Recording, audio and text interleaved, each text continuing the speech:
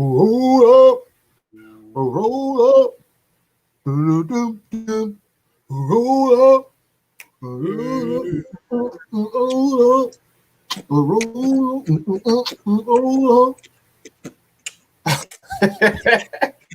What's going on, people? What's going on, people? Man, this is Monday night, evening, whatever y'all want to call it.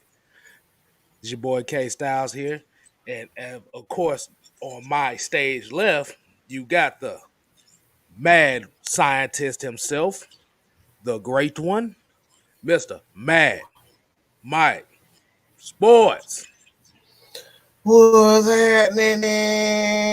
What's happening, y'all? How y'all doing? Hey, man, everybody give us some red and black in there, some fire emojis. We need some likes. We need some subs. Give us all of it. We want it all. Brand new socks and drawers. Give it all up. Give it all up. And it's your boy K Styles, aka the Sixth Man, aka the Fat Man of AFN. And today I got the Zen Bees on, so I am Zen today. And this is Mondays, kicking it with Just Kstylz. If a lot of people that may be new to this, y'all kicking it with your boy here. I got Mike here, and we just gonna talk football. We're gonna talk whatever. Football, basketball, personal stuff, whatever we do here. So I see all the red and black in here. As what Madness call it, let's go ahead and give out the roll call. Shout out to the Magnificent One. I'm gonna incorporate that as well. Man, let's see who we got. We got Trucker Mike. He the first one in here today. Mr. Motivator. Eric McDowell Jr., Joseph Thornton, Mr. Lee, YMO F. Jamal, Yusuke Knight, Malik Holmes, Tev Sports and Gaming, Brian Peoples. Hey, Jude Talk Sports is in the building. Y'all make sure y'all show him some love. Reggie C2K. We got the Nerd King, Anthony Jackson, Tony Wright, Miss Asia Green is in the building. I know y'all gonna show her some love as well. Yeah, give us some flowers. Give Miss Asia some flowers. I know y'all. Give Miss Asia some flowers. Yeah, if y'all got the flower mode, give her some flowers. Eric Dennis, what's going on? We got Saint 16 in the building, Georgia, Texas boy. Man, Mike, how are we doing this evening, and how's everybody's day been? Everybody that's watching, how your day been? Has it been good? You put good. It's been okay, bad. If it's bad, hopefully we can make it better for you. So what's going on? What's going on? After yesterday, man, I lost about 4 million brain cells, so I'm just not. I'm not in a ranting mode. I'm in a learning, a more softer kind of. You gonna get mellow Mike today, barring any dumb ignorant stuff. You gonna get mellow Mike today. We gonna educate y'all today. If a lot of people that don't know is Sunday, instead of having the Red Clay Sports on Saturday, we had an impromptu on Sunday. And if you caught the last 25 minutes of yesterday's show, Lord have mercy. I think a lot of us ended up being ignorant after that. Bro, I didn't want to do any more content. I took the rest of the day off. I had planned to do some content on my other channel, Man My Network, and I was like, look, I like that took all the energy out. I was just like, it's and a lot of people don't know is that the reason why we titled the show today as far as hypocrisy of rating players is because of that call Sunday.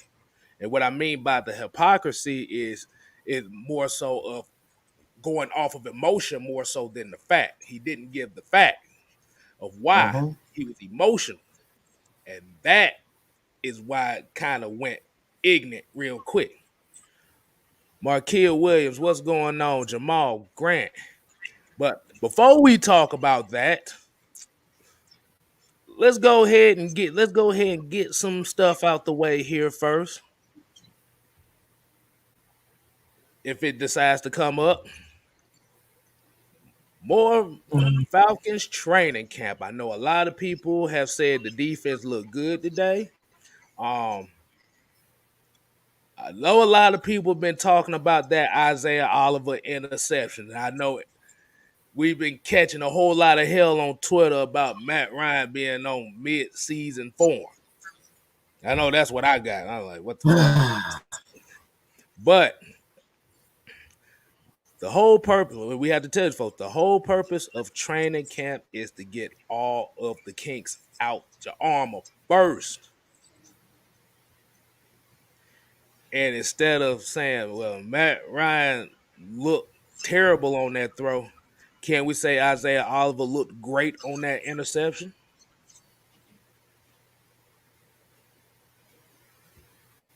I mean, Yeah, I probably don't know why I did that.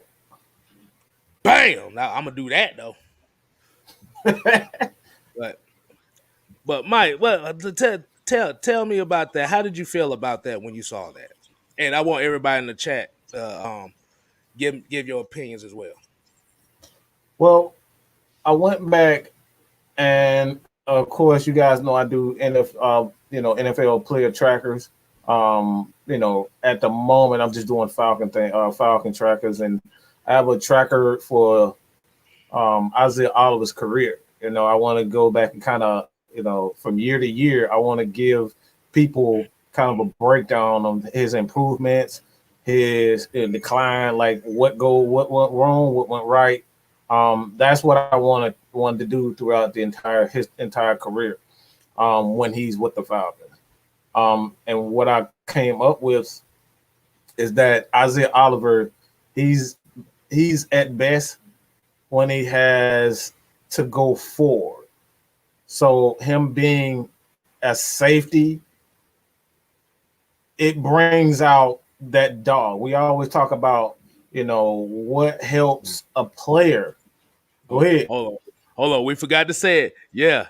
He got a memo. Joseph said, "Yeah, you talk about Buddy from the Falcons." Yeah, Buddy from the Falcons. Yeah, Buddy from the Falcons. Yeah, we forgot about it already. Yeah, Buddy from the Falcons got the interception. Buddy from the Falcons. Right. If y'all didn't see the show Sunday, you're gonna know where we got there from. Yeah, I know why. But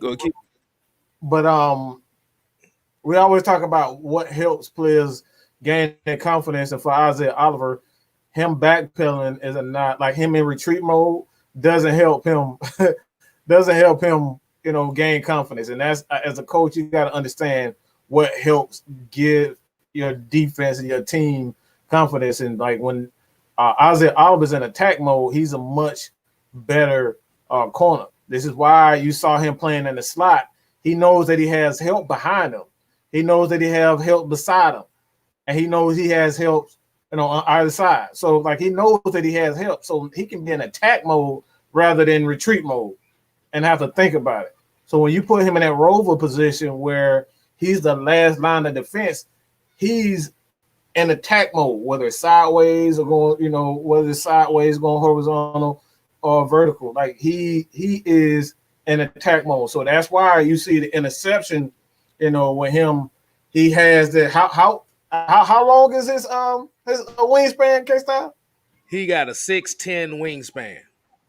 A 6'10" wingspan. So picture a John Collins, okay? He got that John Collins. He got a John Collins.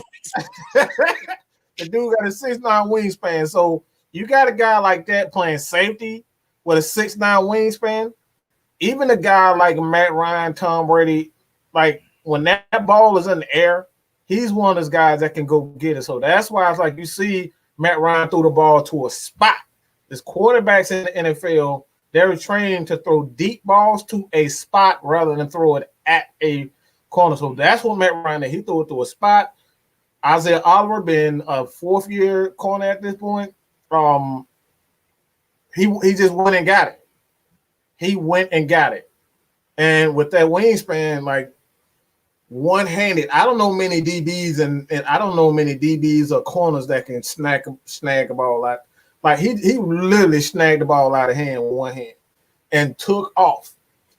So he's a good runner. He's a good runner with the ball in his hand. So you put him at safety, put him in that rover position. That's why I said Charles. I compared him to Charles Wilson because Charles Wilson is the same type of DB. When you put him, when Charles Wilson has to go sideways, he's not as great. He's still a great corner, but when he has to go sideways, he kind of lose that, that aggressiveness. But when you put Charles Wilson in a position where he got to go straight, backwards, and be a safety, that's why he's one of the best safeties of all time, because you put Charles Wilson in a position where he can go back and forwards and attack. That dude is an interception machine. So when we talk about Charles Wilson, he's a big corner and he can tackle well. That's exactly what Isaiah Oliver is. He has the tools, but you got to put him in a position where he can attack. And that's what we saw with him. They're building his confidence attacking. I was about to say, they're streaming out already on the tripping side of the game, but it looked like you froze and then I froze. Oh. Hey, man. They killing us already, bro. I did it early today. It was fine. Exactly. 11 minutes in, we already getting problems. So, but before I get to my thing, I'm gonna go ahead and get into some of these comments here and see what the people talking about. Ultra Shadow 97 said, hopefully that Isaiah Oliver interception was a sign of things to come for him. Like I said, 6'10" wingspan, rover. Bruh, yeah. Just as long as he's able to play in that position where he's comfortable at. Anthony Jackson says, I can't wait till we watch them play for real on Friday. Yes, first preseason game is on Friday. The thing about when we looking at preseason, we're not looking for wins and losses. We're looking for continuity, scheme, and how the players fit in these roles. That's how you build a team. Tony Wright says, our 5th round pick, Antetokounmpo Ogundeji, has been taking reps with the first team as head coach Arthur Smith stated he has earned those reps. That's okay. K-Star called it. K-Star called it. That's my dude right there. I told you, that's my dude. I'm riding with him. The first one he put me onto him. K-Star, I've been telling you. If y'all don't believe we get the Kicking It with K-Style show after the draft, yeah, I'm big on AO. Corinthian Lester says Guts Goodies AFN, aka the A-Team. Appreciate the love. Yeah. Corinthian said he still drained from yesterday's show, basically. Man, look, boy, I'm not joking when I said, bro. I had planned to do like 3 or 4 videos yesterday, and after that, I was like, nah, bro. You had 3-4 videos worth of a blooper at the end. That's how you end it. That's how you end the show on some BS, bro. That was funny right there. It was hilarious. It was hilarious. It was hilarious, boy. Eric McDowell said, y'all ready for this upcoming season? Falcons are about to shock the world. I shook up the world. I shook up the world. I'm the man. Yeah. But getting back to Isaiah Oliver, I remember a question I asked you a while back ago about as far as, do you think Isaiah Oliver would kind of fit in that strong safety type of position? Doesn't it sound like he's kind of like that second strong safety that they playing him now? Yep. And you kind of called it. You kind of called it with Eric Harris, because you said Eric Harris is a guy that is like, he's a strong safety. And when you look at their build, they have almost the exact same build. They both long, wiry, and they are great when they going forwards. They're going backwards instead of going horizontal. That's what a lot of safeties, you're not going to get an Eric, you're not going to get an Ed Reed, you're not going to get Troy Polamalu, where these guys have great hips. Like, safeties typically don't have great hips. So what you want to do is have them going forward. You want them going backwards, being the last line of defense. Safeties are best when they're attacking. So, and that's Isaiah Oliver. That's why I contribute. That's why I say he's a lot like, older version of Charles Woodson. Charles Woodson didn't have those hips in the latter of his career. He was best when he was in attacking mode. So having put him in second, they did the same thing with Rod Woodson. He the same type of body. These are the same type of body structures. Rod Woodson, Eric Harris, Isaiah Oliver, Charles Woodson. They have the same type of body structure. So when these guys are attacking, they have the long limbs. They can get the passes. They can hit players. They can again. They are better when they're attacking. So I think Isaiah Oliver. I think he'll be a perfect strong safety, to be honest, because he's a great tackler. And like I said, you can go check out the player tracker, Isaiah Oliver. It's about 3 videos there, so check that out. And you can go over to Just Kstylz. He got Adetokunbo Ogundeji. He got that video where he was talking about him. Also, it's like this is things that we've been talking about for months. It just come to fruition, man. Yeah. Hey, J Rock is in the chat too. Y'all make sure y'all show him some love in here too, man. He in here kicking it with y'all in the chat. But yeah, and I'm glad you kind of brought up Eric Harris too, because if you actually think about it now, like especially with Isaiah Oliver kind of being on that rover situation, doesn't that sound like a 3 safety defense? Where you literally have 3 safeties that can kind of interchange to where they can line up wherever. Because remember I said Eric Harris came into the NFL as a linebacker. He played linebacker in the Canadian Football League. So he has experience in that position too. So it's all about the interchangeable parts. Hey, I'm loving it.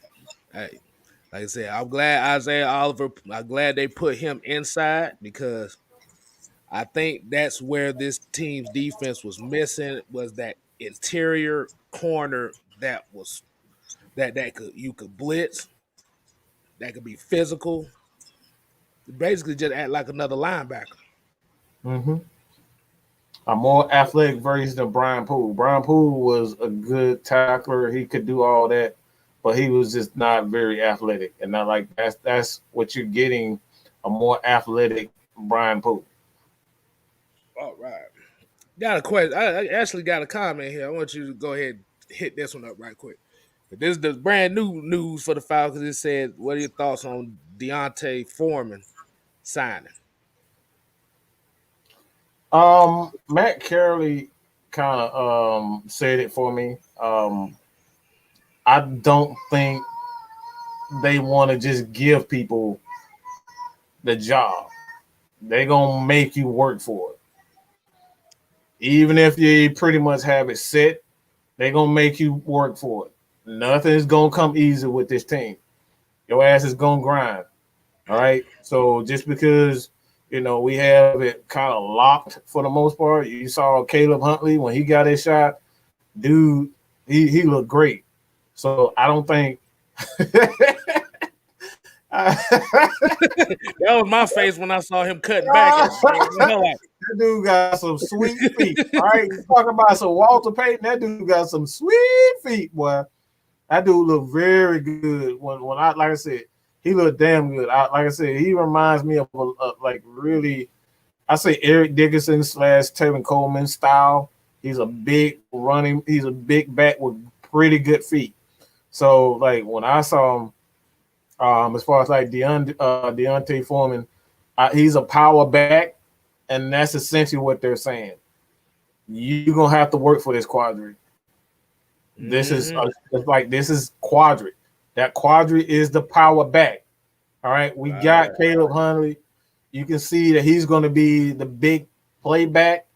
If it's not going to be Jamie Hawkins, like Caleb Huntley is going to be the big playback. I can already see that just with looking at how he's running and how he ran during the scrimmage. Like, dude is a big playback.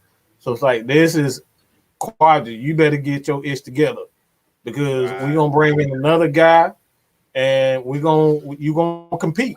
This is right. We gonna see if Quadri Olison is gonna step up and work for it. If he really that guy who everybody think he is, this is his time. So we signed Deontay Foreman to be that power back. If Quadri Olison can't be it, Right. I still think Quadri Olison would be fine, but like I said, he got to work for it. That's the main thing. You got to work for it. mm-hmm. But yeah. So Tony Wright says, I think it'll be a long shot for Foreman making a team, as Caleb Huntley is a beast, so Foreman has been brought in to compete. Exactly. Mm-hmm. Exactly.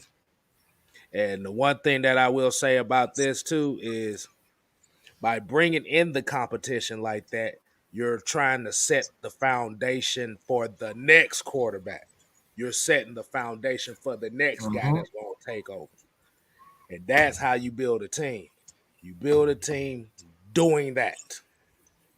We got Trammell Kellop in here, Saints fan, is still here talking shit. So, he coming here. He like I said, he shows up and shows some love. So we ain't gonna beat on him too much because I know he got the Michael Thomas issue going on over there.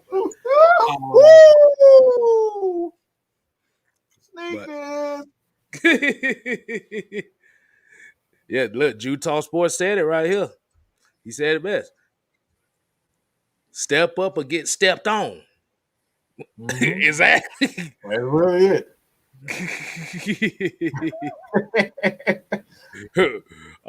Okay, the Nerd King asked, how do you feel about Deidre not being waived? I'm not surprised. If you don't give a damn, I don't give up. If you don't give a damn, I don't give up. If you don't give a damn, I don't look. That's really it. It is what it is. It is what it is. You got to step up. It's not, like I said, it's not he hasn't got enough playing time, and with him not having enough on the tape, with the new coaches coming in, he has a bigger hill to climb. And he didn't impress enough because you think about it, you got Grady Jarrett, you got Jacob Tutoy, man, you got Taquan Graham, you got, I don't want to put Tyler Davidson in, but I'll put Tyler Davidson in this motherfucker. You got Marlon Davidson. So it's, that D tackle spot is a pretty crowded room. But like I said, it's just one of those cases where, and Fred Moore said it here. Shouts out to Deidre Sanat, another bust from Thomas Dimitri.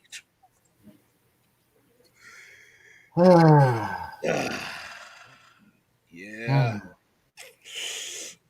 I don't know how many times we got top 3 round picks done just like ain't did a crap for us. Like, oh my goodness. Oh man. All right, I gotta answer this question right here.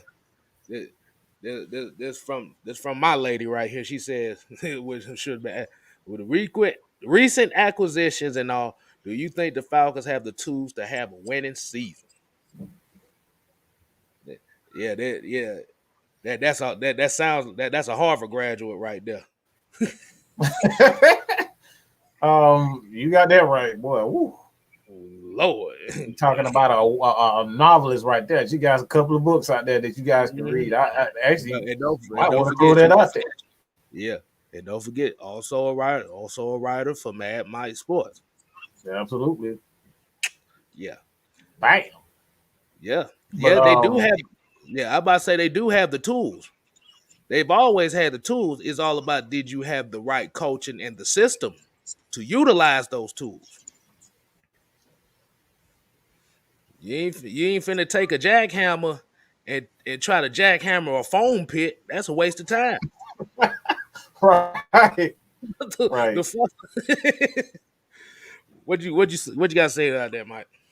I was actually about to use a Braves analogy. I know she'll like this.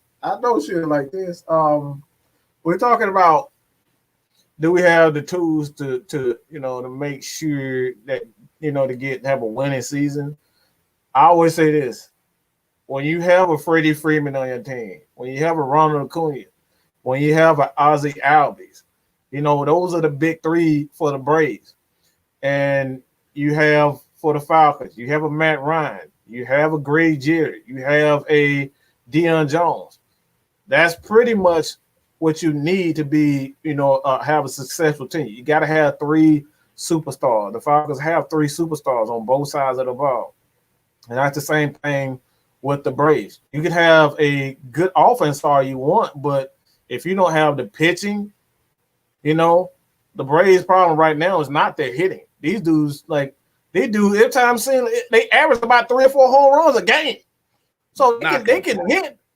Knocking the dust off that damn ball. Hey, bro, it don't matter who.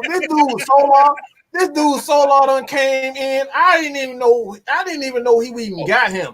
That dude got like 15. You talking about Jorge Solaro? Yeah, whatever. Jorge, yeah, him. That dude just came out of nowhere hitting home runs. You know what I'm saying? So it's not the Falcons not having the offense. You got to have the necessary, tools outside of having the offense. There's never been a question whether or not the Braves have enough offense. It's never been a question whether or not the Falcons have enough offense. Do you have the pitching or do you have the defense to void, what the other team, because if you can't stop the other team from scoring, what good is it? You're going to rely on the offense. You can't rely on Acuna and Freddie Freeman to hit damn 70 home runs a season. You know what I'm saying? And the same thing for Matt Ryan. You can't expect them to do that every game. Why does that sound familiar? That's why I said it. That's exactly why I said it. We got and a man here already talking shit, talking about we need hooked on fire. Woman, I do have hooked on fire. Really? That's why I have to say my ABCs every day so I can remember how to fucking spell.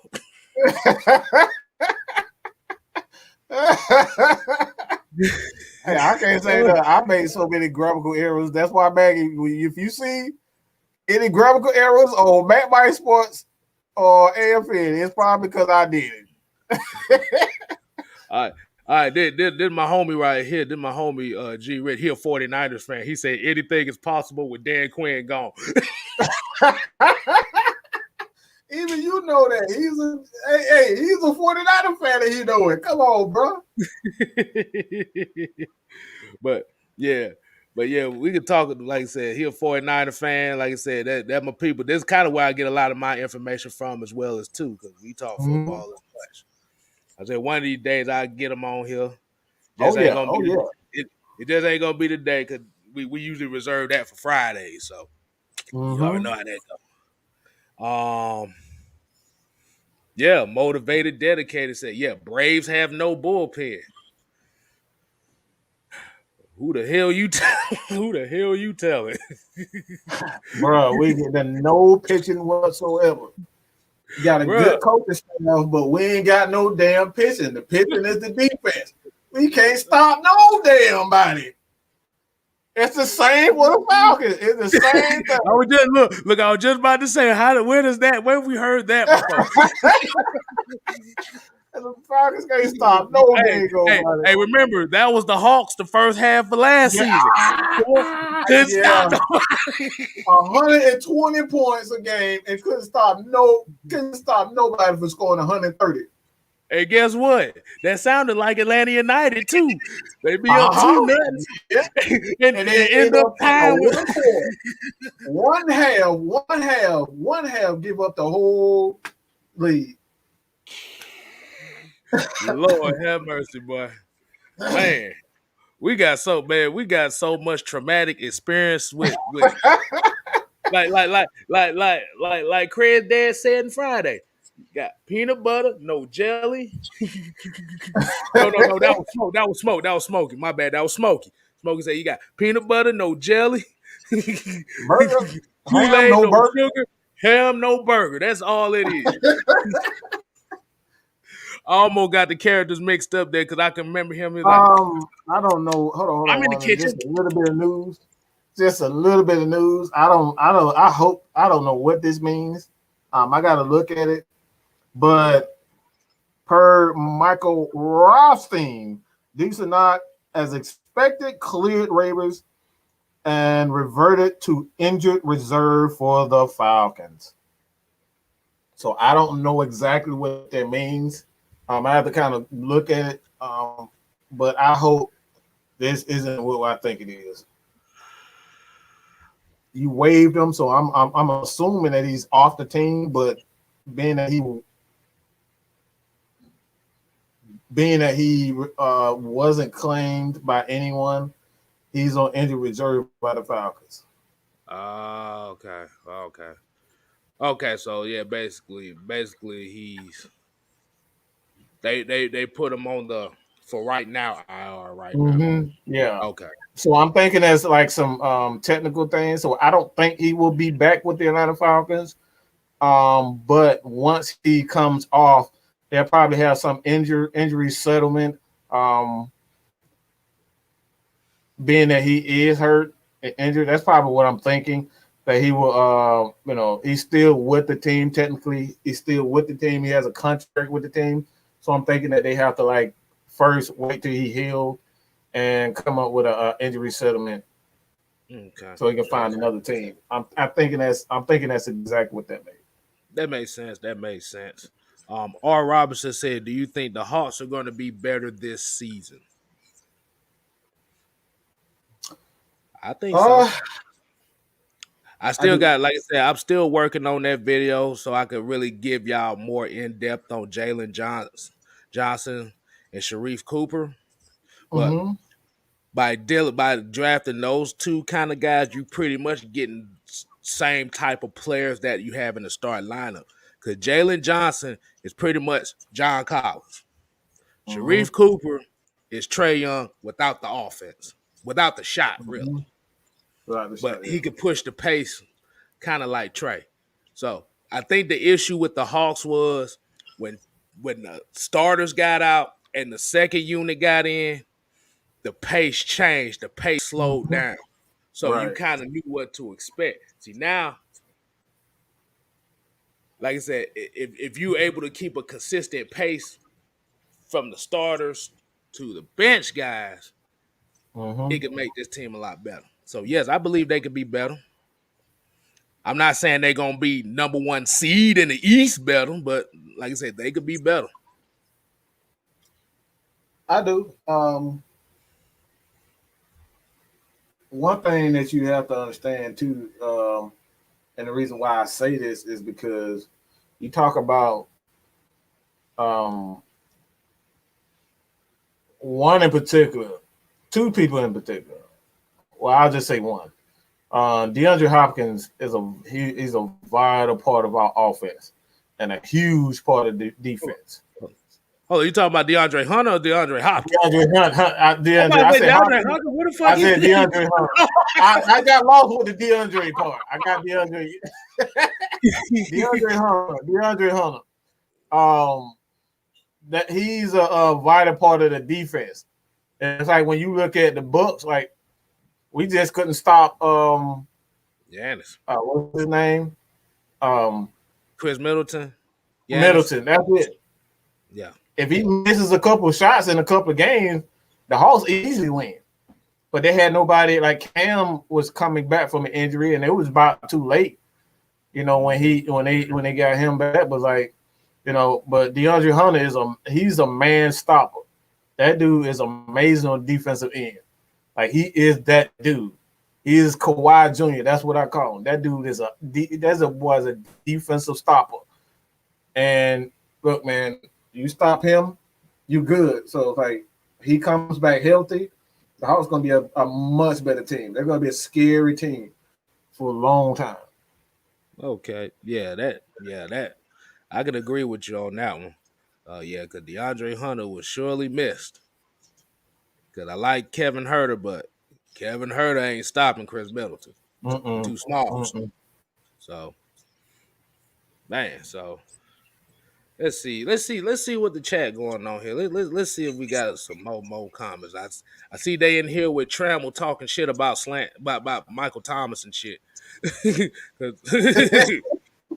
So Tony Rice said he handling that for us, so we appreciate that.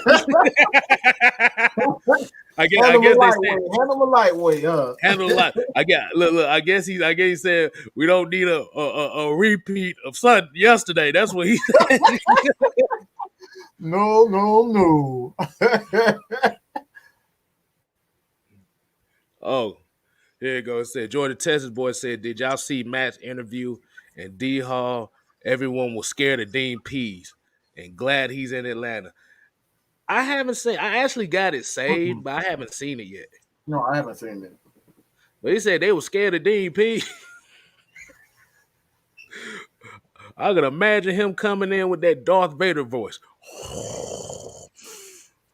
Oh, we're gonna run a 340. Right. Fuck what y'all talking about. Everybody's gonna get sacks. Man.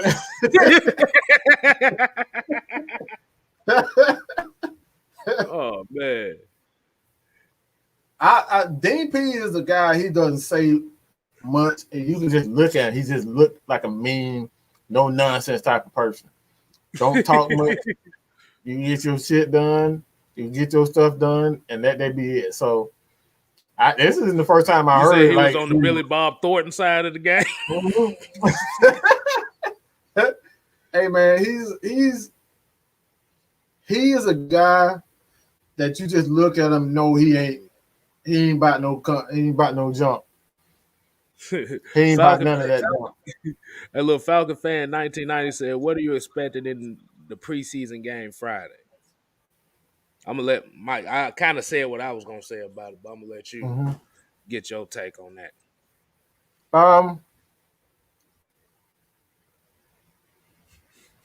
I just want to see the running game. I don't expect to see much from the defensive end because he's not gonna give up any secrets on the defensive end. So I don't expect them to do too much. Show a little bit of something, but I think more so the running game. I'm gonna be looking at the offensive. I'm gonna look at the offensive line and the chemistry amongst the offensive line. That's what I want to see more. Hold on, let me put this in the camera right quick. You see that? You see that mug? Oh God, really? But the only reason why I'm doing this is I want to give a shout out. I want to give a shout out to Calvin Johnson, 2021 Hall of Famer. Oh, and Derek Moore, the guy that we interviewed, he was there too. And Derek Moore was in that thing too. Shouts out to him too, man. I know he was like a happy, proud papa. Great guy. Exactly. Jordan Test boy said that mug is ugly. Hey, it's ugly to you, but it's ugly to you, but it damn sure look good to me.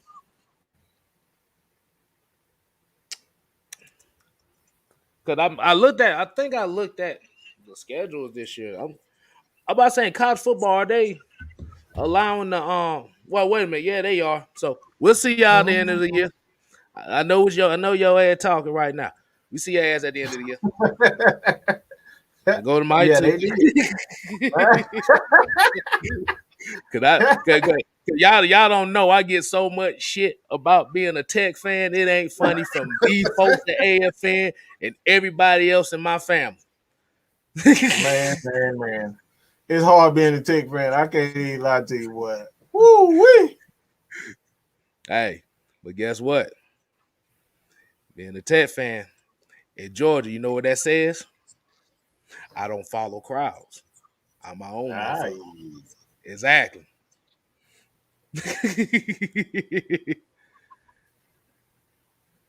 Oh man, let's see what else. Hold on. R. Robinson said, "Fuck Texas and Oklahoma. If they go to the SEC, might as well make super conferences."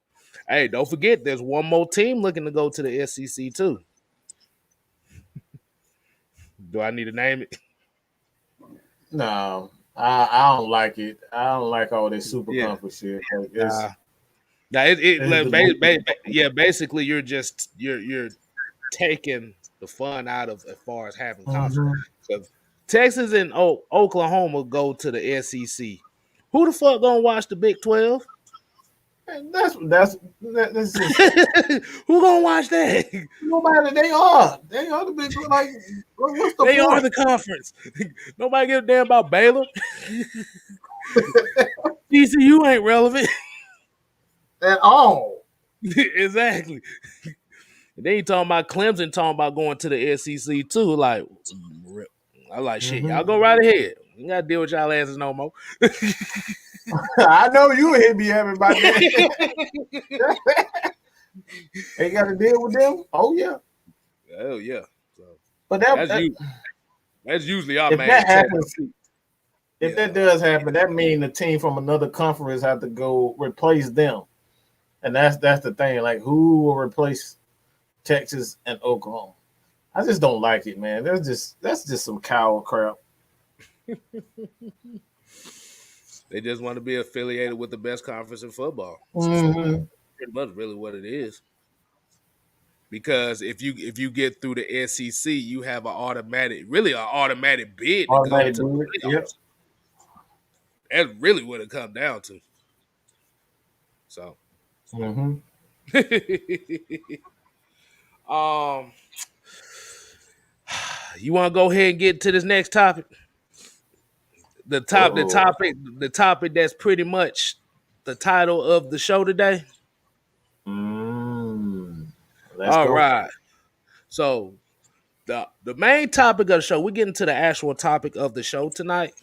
Um, Hypocrisy of players rating or truth, which means when we're talking about players and we're comparing players. If y'all saw Mad Mike's video earlier when he was talking about how certain people will give this give excuse for one guy, but that same excuse doesn't work for another guy. Is it really a hypocrisy if you're not holding both players to the same standard? Now, as everybody know, I saw the thumbnail. Mike was talking about Matt Ryan, Patrick Mahomes, as far as offensive line played bad versus offensive line played bad, scoring 9 points to what was scoring 9 points would be for this guy. Do we really rate these players based on what we see on the field, or are we waiting on the feelings that we have for players? Because I have to reference this.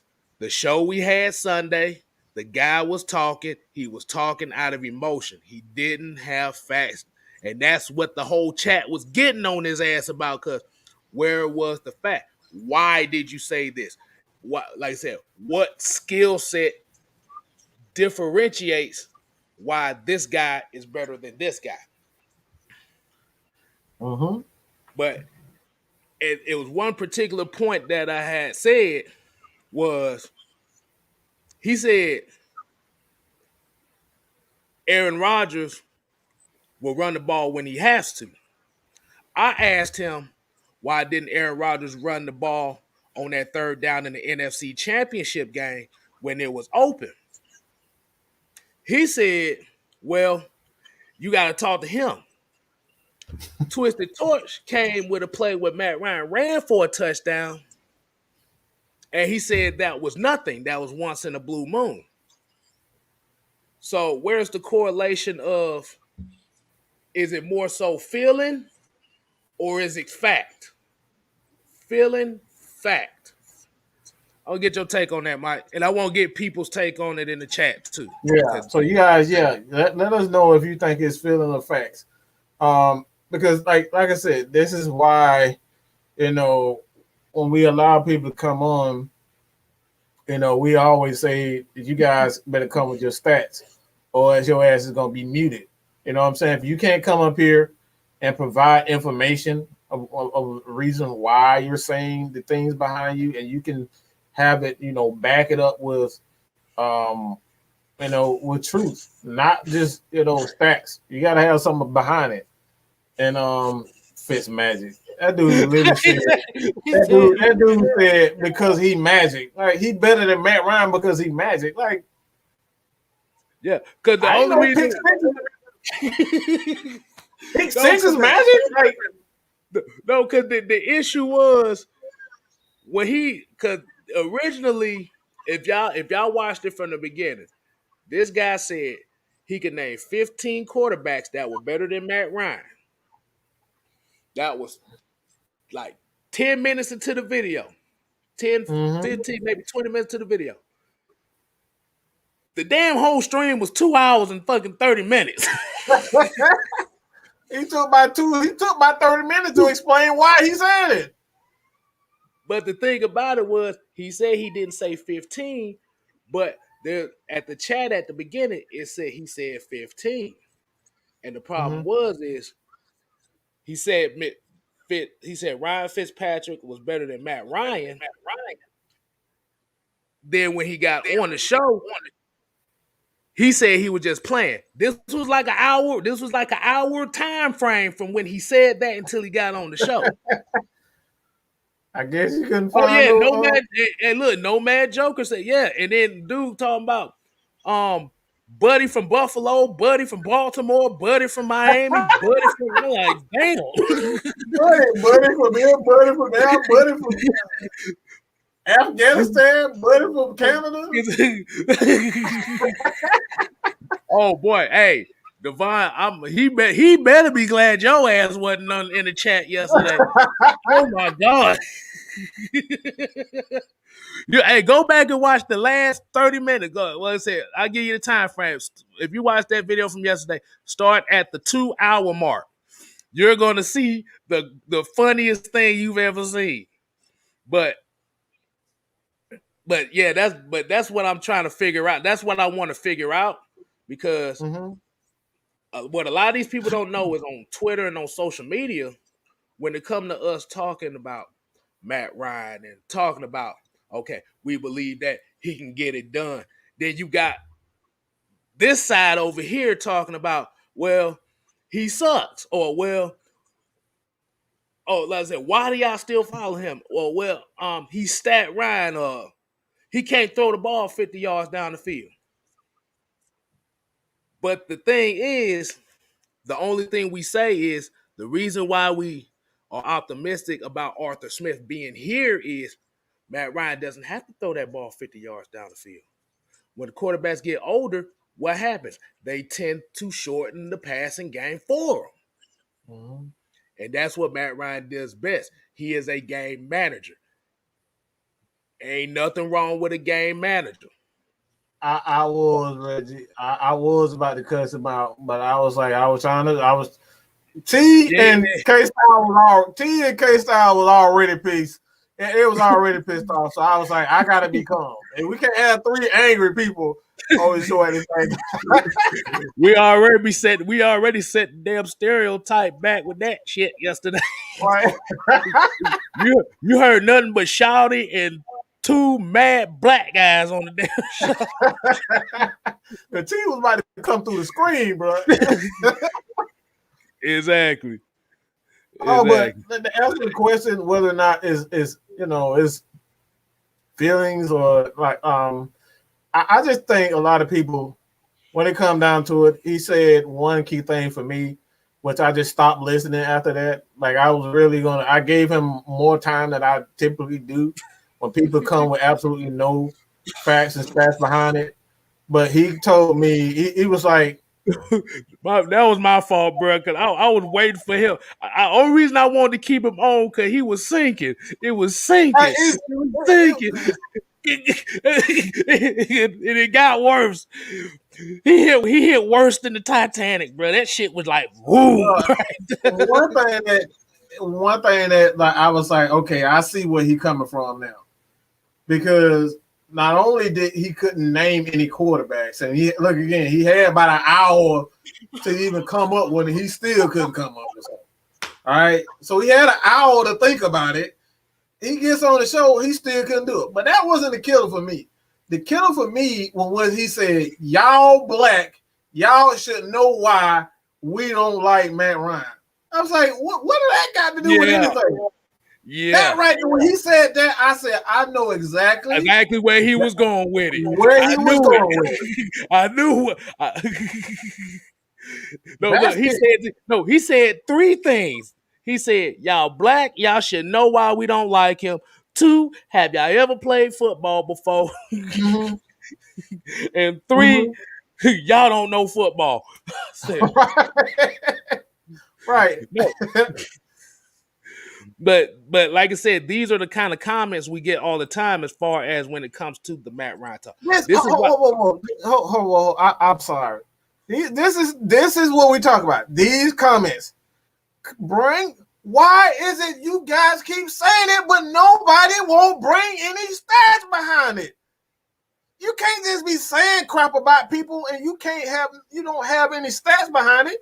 Show me, prove me. Right now, I will wait for you to bring the stats that say Matt Ryan sucks.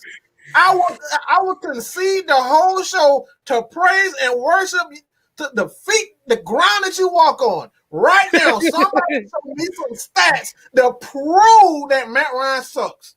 Please tell me. Please. Just show me that he is what elite quarterback has had we're talking about 8 years in a row with 4,000. Joe Montana has done that. Tom Brady hasn't done that. Drew Brees hasn't done that. Peyton Manning didn't do it. It's only Matt Ryan. He's done it consecutively. He's the only quarterback.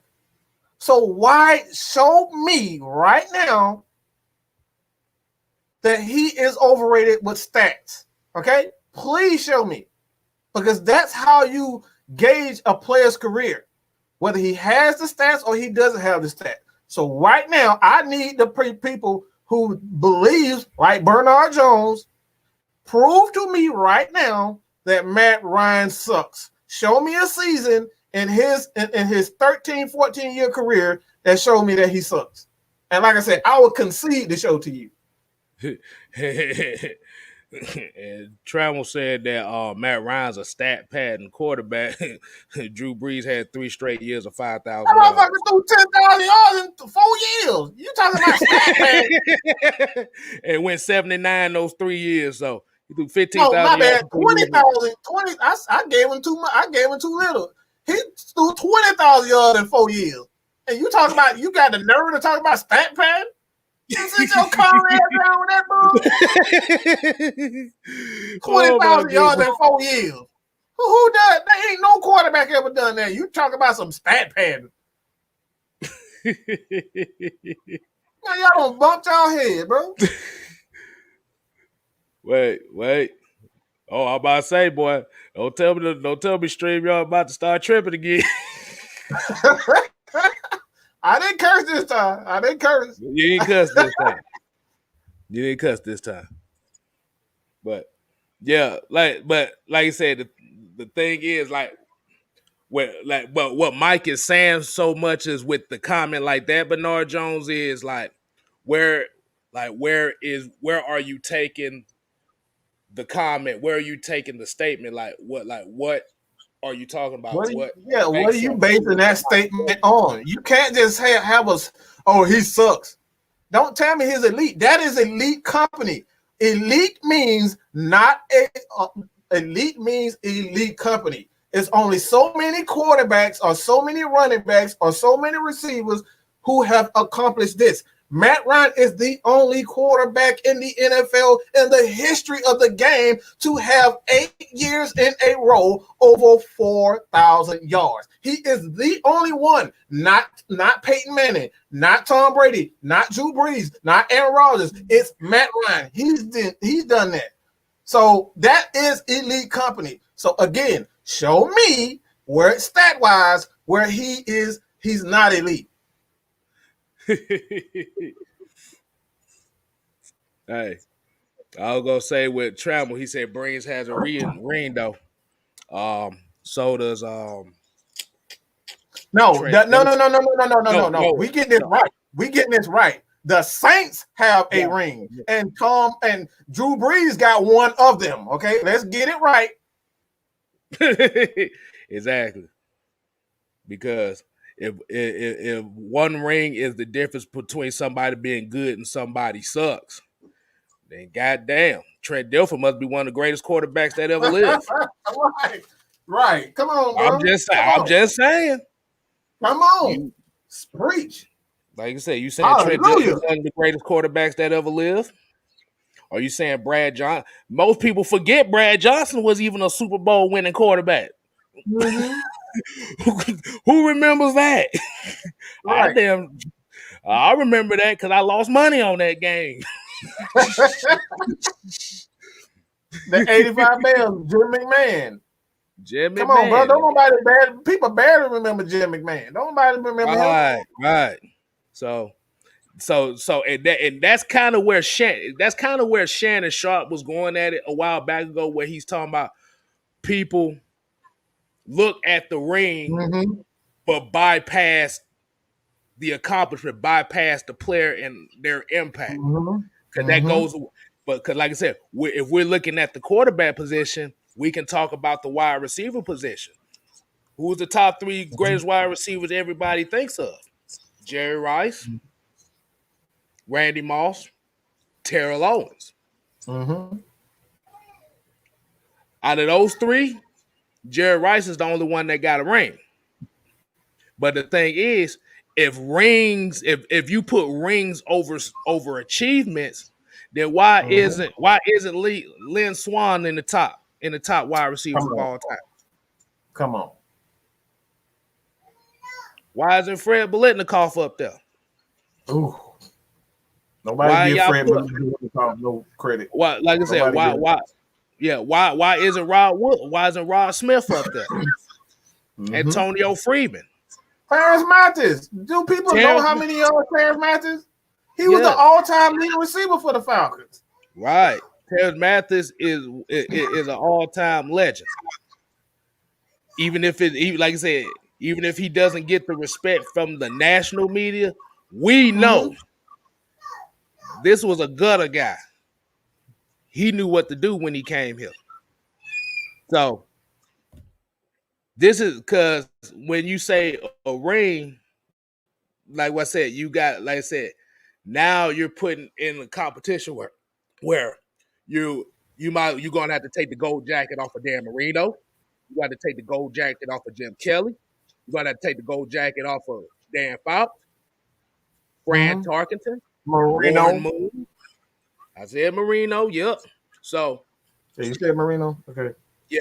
So that's what we're talking about as far as the rings. Like I said, the rings add to the legend. Add to it. Right. But it doesn't define the legend. Because you have, like I said, people keep saying stat pattern. That's how you get in the Hall of Fame. I've never seen a defensive tackle in the league with no sacks, in the Hall of Fame with no sacks. Right. Exactly. So this is what we talk about as far as look at the whole body of work. You got to, and that's every position. You have to look at the body of the work. You might, like I said, and somebody put a name up there. Why isn't Michael Irvin always in that top 5? Right. He got 3 2 rings. Super Bowls. He got 3 Super Bowls. Nobody say he's the greatest of all time. He got more than Jerry Rice, if I'm not mistaken. Could be. Or about the same. Right. I need to look at that. So yeah. And Beetleborg here said Jim Kelly lost 4 of them things. He lost 4 of them things in a row. He's still a Hall of Famer. He don't get as much flack as Matt Ryan. If Matt Ryan would have lost 4 Super Bowls in a row, y'all the motherfucker that y'all had a firing squad waiting on him when he got out the damn stadium. Let's be real. Y'all had a firing squad. Y'all had some Molotov cocktails, throwing them at his car. Y'all gonna say fuck his kids and all that shit. That's exactly what y'all would do. But and then that's what we said. And then we look at Phillip Rivers. Phillip Rivers, great career. What happened? No rings. Never been to the Super Bowl. But are we saying that Phillip Rivers is overrated?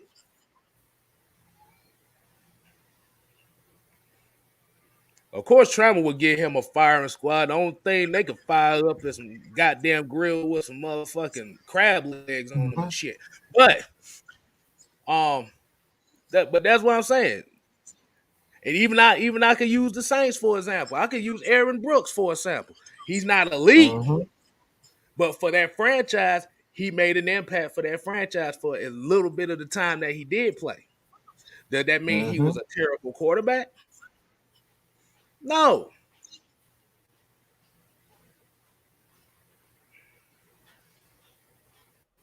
That's what I'm saying. Yeah. Here you go. He said if man would have lost for Atlanta, they'd have burned Atlanta to the ground. Again. Okay? Exactly.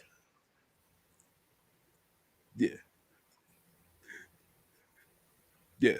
Hey, he was terrible for y'all, but he was good for us. That's why I said that.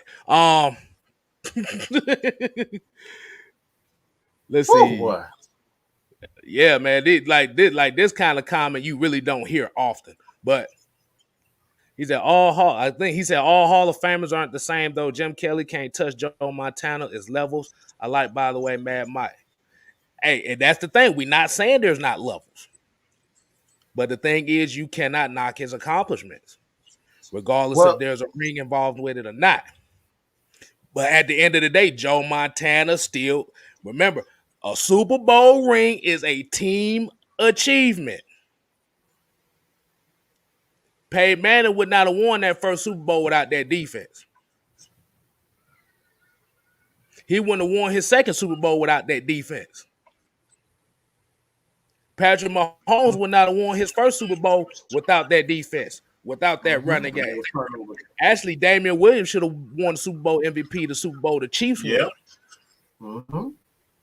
So, like I said, everything works together. The offensive line protects the quarterback. The offensive line opens holes for the lane. The quarterback throws the football. If the quarterback ain't got time to throw the football, the wide receivers are no good. The defensive line has to attack the offensive line to get to the quarterback, which allows the linebackers to flow, which allows the secondary to cover. It all works in one, bro. The punter has to switch field position. The kicker has to make kicks.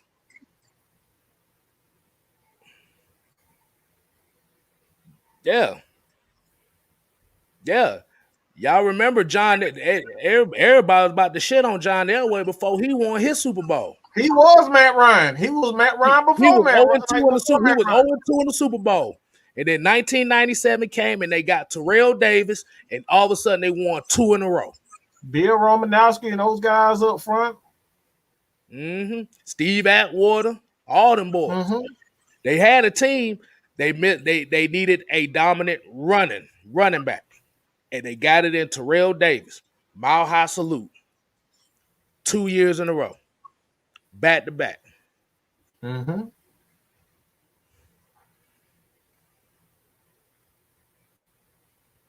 So, yeah. Let's see what people say. Okay, Brian. People said Nick. Yeah, they literally said Nick Foles is one of the greatest quarterbacks that ever lived because he has a ring. You can't do that. Oh Lord Jesus!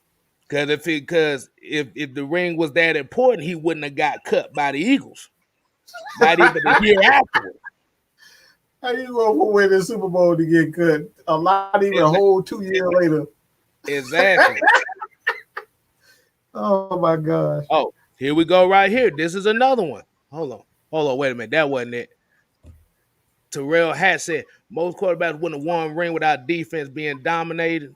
Ask Russell Wilson. Malcolm Smith won the Super Bowl MVP that year. The Seahawks won the Super Bowl.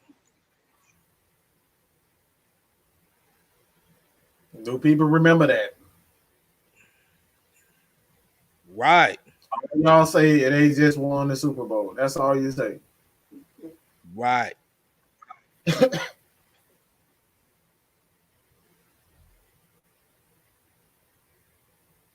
But Um, it come down to it. Um, what we say is levels to this. You can't compare, a quarterback to this quarterback. Um, of course you can. Of course you can, because not every quarterback has certain defenses, certain offenses, certain running games, certain offensive linemen, certain, coaches. Why the hell we can't compare? Nobody has the same things. Only ESPN put this thing in y'all head. It's like it's it's a taboo subject to say that anybody is greater than Tom Brady. Why? Tom Brady has had so many things, positive and negative. These guys benefited from cheating. They were punished for it. They were dealt with it on multiple occasions. He had one of the greatest defensive minds at head coach in Bill Belichick. I would give Bill Belichick that. He's had a competent offensive coordinator. He's had a running game. He's had a good offensive line. He's had a tremendous a front seven on defensive side of the ball. You go to San Francisco. He had Jerry Rice. Joe Montana had Jerry Rice. Roger Craig. He had, you know what I'm saying? He had Ronnie Lott. He had all these guys. So why is it that when we try to compare what those guys have, and then we say that Matt Ryan doesn't have that, is only negative on Matt Ryan's part? He's supposed to do it all, but when we try to say that Tom Brady had this and he had that, and Matt Ryan hasn't had a steady coaching staff, he hasn't had a steady running game, he hasn't had a steady defense. Why is it only negative when we try to say it's for Matt Ryan? Aaron Rodgers has had, for the most of his career, he's only had one head coach.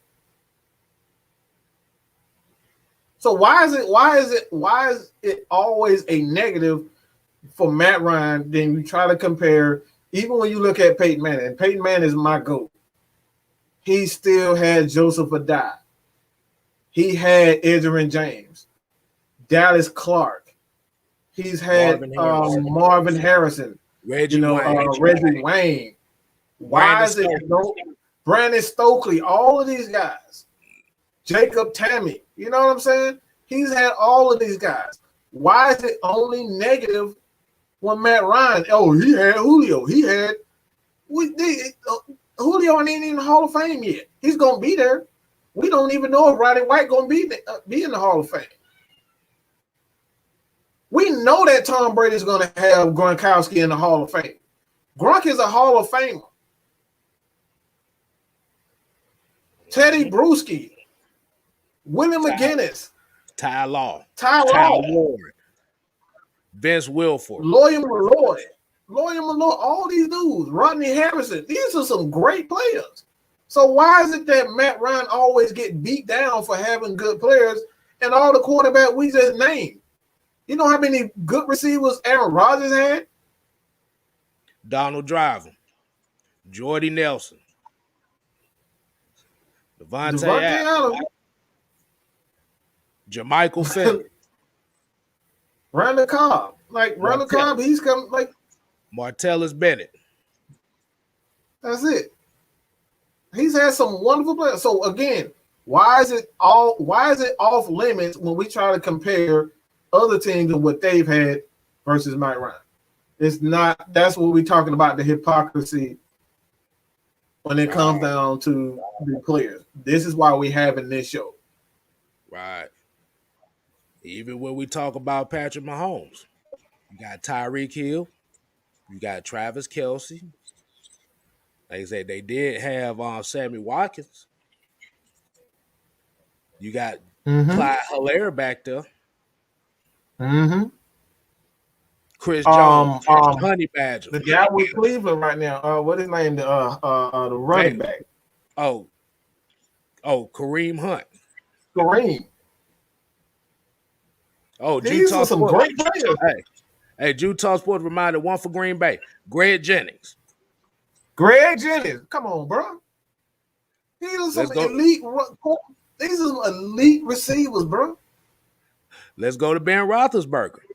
Hines Oh Ward, my gosh. Plaxico Burress, Santonio Holmes, Mm-hmm. Antonio Brown, Antoine DeLeo. Antoine Randall L., Jerome Bettis, Willie Parker, Heath Miller. Heath Miller, and we ain't even talk about that defense with Troy Polamalu, Joey Porter, LeVar Kirkland, Casey Hampton, Brad. Mm-hmm. What wasn't Come that? on, Brett bro. Keever, Preach. Ike Taylor, Ryan Clark, all those dudes. Ryan Clark was a solid. He was a solid safety. Right. So the thing And we is, didn't even talk about Baltimore. Let's not even talk about Baltimore, the weapons that they had. Whew, boy, come on. talking about 2012 team. 2012, 2011, not 2011, but the 2001, the 2010, the 2008. Now, if you're talking about that 2000 team, all them weapons was on defense. Offensively, they had Shannon Sharp on the back of his career and Jamal Lewis. Mm-hmm. But if you're talking about Baltimore 2012, Le'Veon Bell, I forgot about Le'Veon Bell. Right. So, like I said, and don't forget that Pittsburgh Steelers offensive line was one of the best offensive lines in the game at that time. I just saw a stat with Alan Faneca. This dude had like four holding calls in a 13-year career. 4.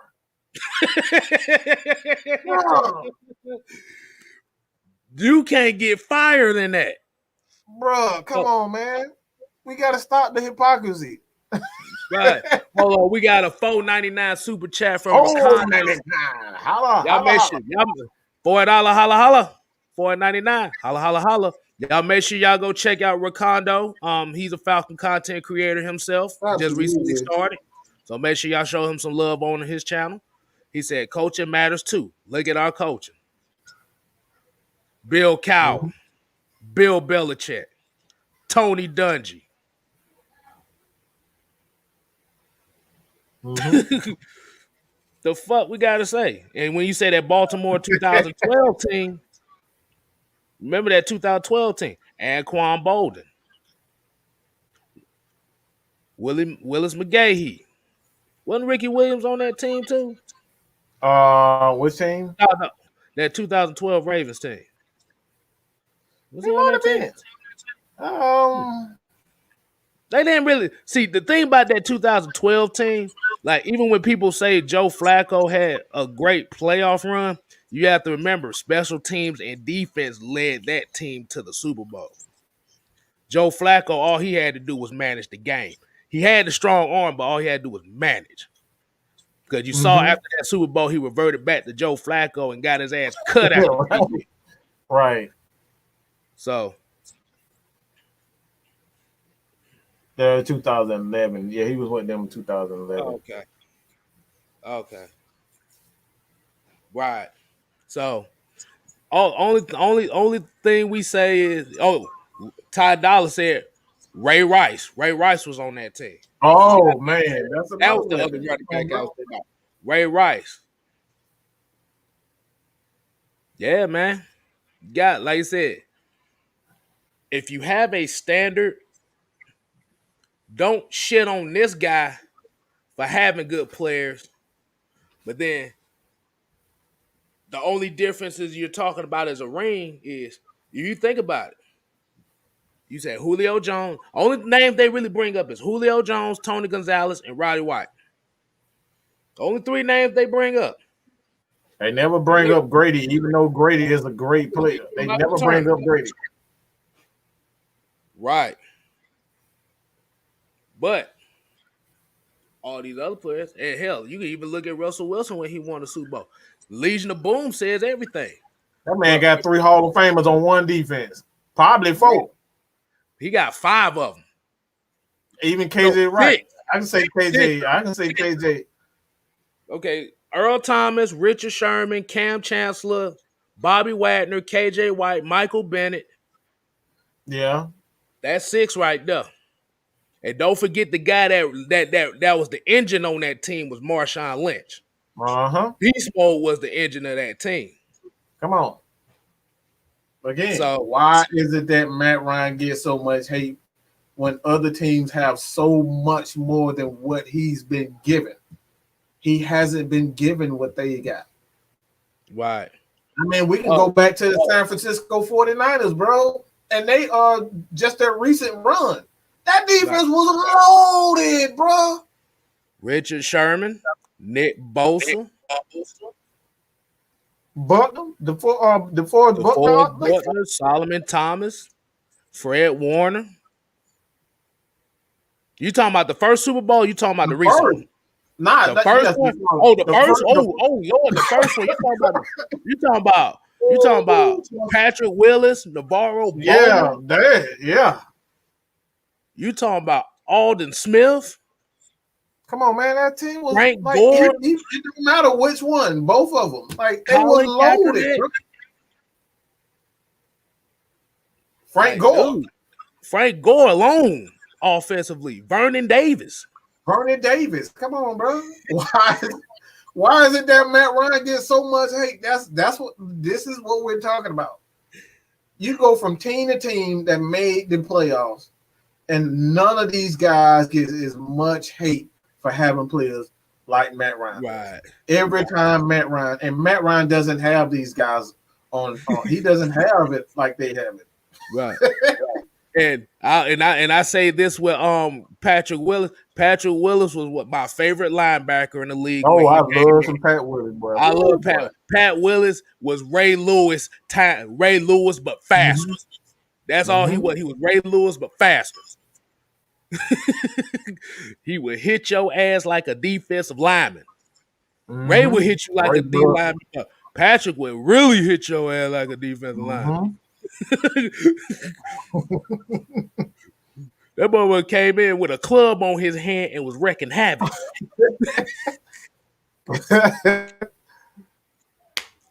And I just saw not Joe, but Jesse Tucker was talking about this on Atlanta Sports Unlimited, where we're saying he's ranked in the top 3. He's the top 3 in overall tackles in the NFL history, and this guy still isn't in the Hall of Fame. He's ranked number 3, and he's not in the Hall of Fame.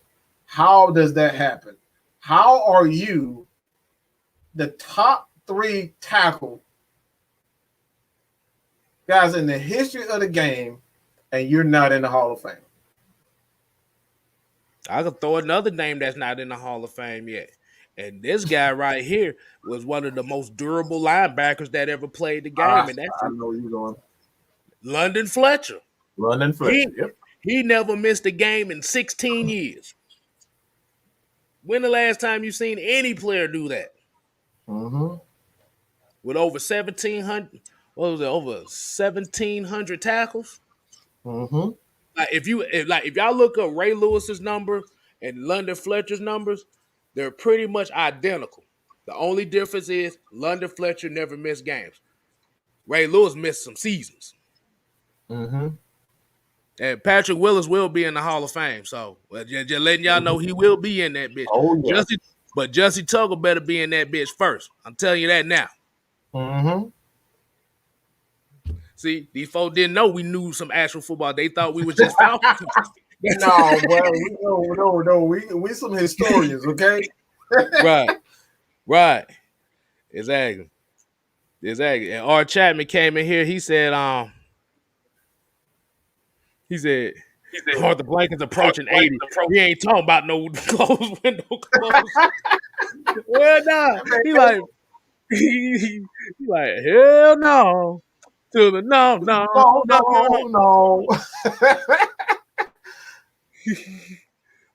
Yeah. And Miami Dolphins defense of the early 2000s. Shit, that defense was nasty as fuck. They had no quarterback. They had no quarterback. I asked Falcon fans that don't like Matt Ryan, would you rather have Jay Fielder? No, the hell you won't. No. Bruh, they had Jason Taylor, Zach Thomas, Patrick Surtain, Hey, Sam yep. Madison, Brock Marion. That's a Then they added Adewale Ogunleye to that thing later on. Yep. Bruh. And all they needed was a quarterback. See, and the issue and the problem was too, and a lot of people don't know this. Drew Brees was actually supposed to have been a Dolphin. Yeah, he was supposed to be a Dolphin, and he but the I shoulder. think he failed like a physical or something like that. He failed a physical, and they didn't want to sign him. Right. Because Nick Saban was the coach of the Dolphins at the time. He didn't want to take a chance on Drew Brees because of his shoulder, so they went with Dante Culpepper instead. Hey, you see how that worked out? Hold on, man. Hold on. Bernard comes with the $4.99 super chat. $4.99. Holla. He said, Matt Ryan's the best quarterback in Falcons history, and I always had love for him, but I said what I said, fellas. It don't matter what you said. We appreciate the $4.99, but you still wrong. You still ain't providing. No, don't try to deflect. I want the stats. I've heard this before. We are veterans when we talk about Matt Ryan. We've heard every excuse. You was good until you said the butt part. There's always a butt to Matt Ryan. Every time you hear a butt, it's like, oh, what the fuck? What's the true intention here? Give me the stats and give me the facts. Okay? We truly appreciate you, bro. But I want the stats. You can't. I know you can't because there is none. Outside of your opinion, you have nothing to stand on. He's debunked everything. You said he couldn't get to the Super Bowl. He did that. You said he couldn't get to the NFC Championship. He did that. You said he would never win a game. He did that. You said he would never win the MVP. He did that. Right now, he's in the top 10 of all time in passing yards. He's done that. What else does he have to do to shut you guys up?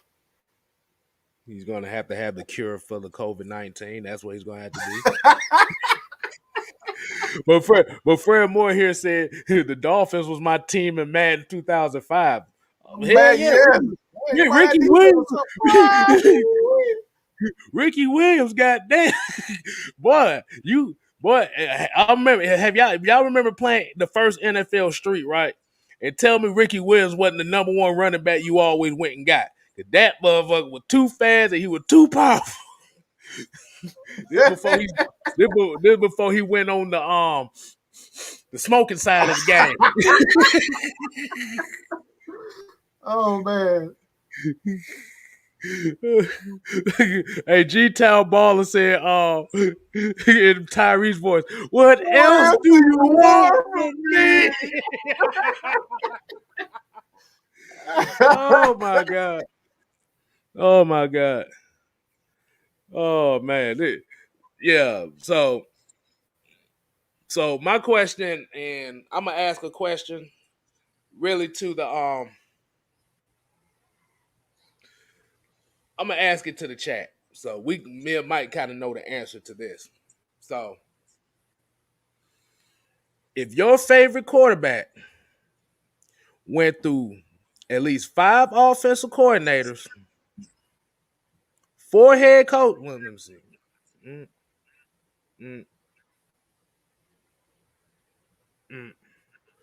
At least 3 head coaches, 5 offensive coordinators. Remember, 5 different systems with a defense that can't stop nobody.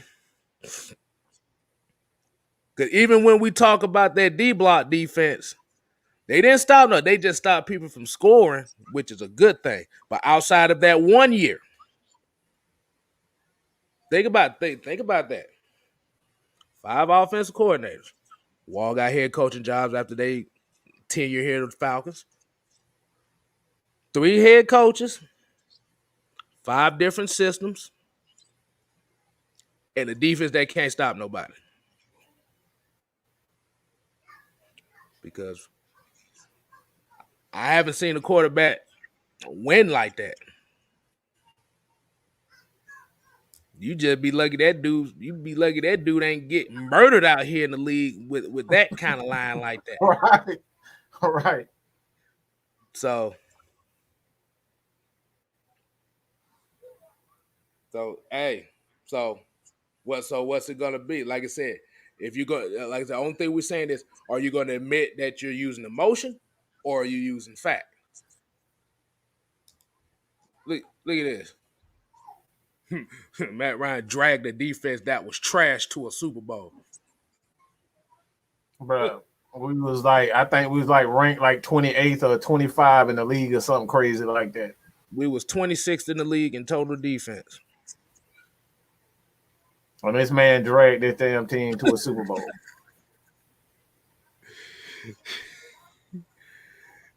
Exactly. So like I said, if you're going to judge one quarterback that way, you got to have the same standards for everybody. That's all we saying. And this comment by G-Town, this comment by G-Town, ball, I want to get to that one too. Okay, he said they thought about shutting Matt Ryan down one season the way he was getting hit up. Yeah, that was wasn't that like 3 years ago? Yeah, that's before we got Caleb McGarry. That's what we got Caleb McGarry and it went out and got Caleb McGarry. Chris they signed Jamon Brown and the other dude, Carpenter. Because the season, because we got it was like 15 or 16 sacks. It was back to back. It was the Pittsburgh game, and then the game after that, Pittsburgh, he got sacked like 7 or 8 times, and then the next game with the Bucks, he got sacked. It was like 3 games. It was 3 games in a row. Yeah, it was the Steelers, it was the Bucks, and the Saints. He got sacked like 20 times in those 3 games. Mm-hmm. Yeah. Yeah. And they was about to shut his ass down. They was literally about to shut him down because he was getting hit so much. So I don't want to hear nothing about the Chiefs offensive line didn't do a job. Bro, we ain't do shit the whole season. Then you have to also remember the Chiefs offense is not a downfield offense. Mm-hmm. Even though he can throw the ball downfield, that's on broken plays. But if you're talking about the structure of the Kansas City offense, it's a gimmick, it's a short passing offense. Because if you notice, Tyreek Hill gets a lot of his passes running drag routes, running short little curl routes. Mm-hmm. Travis Kelce got the hook routes in the zone, and they running screens with him. Mm-hmm. He's running out routes coming out the backfield. Mm-hmm. So that's where we talk about the creative aspect of the offense. The offense has to be creative. You got to be able to use those mismatches. Oh, whoa. I hope to God. Jesus Christ. Oh, Lord. What's wrong? I got to check something real fast. It's going to be totally off topic, but I need to check something. Oh, damn. Oh, damn. But. Oh, wow. Yo. Your boy Bray Wyatt just tweeted something out. Oh, you can't kill it. You can't kill it. You said, Bray Wyatt, he just tweeted something out. You can't kill it. Yo. I'm sorry. We huge wrestling fans. All right. Whoa. It says, my gosh. Yo. It says, man, look.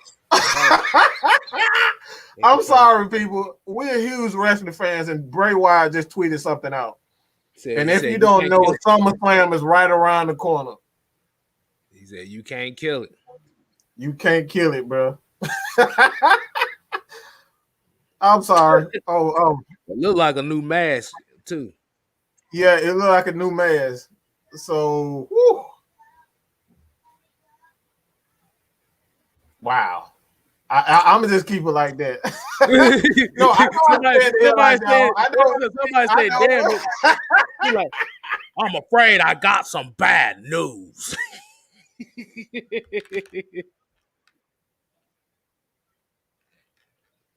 I don't know. Again, Ty Dollar. I don't know what it means. All I know is Wyatt ain't trying to quit, and they don't messed up your green screen. Cam, what's going on?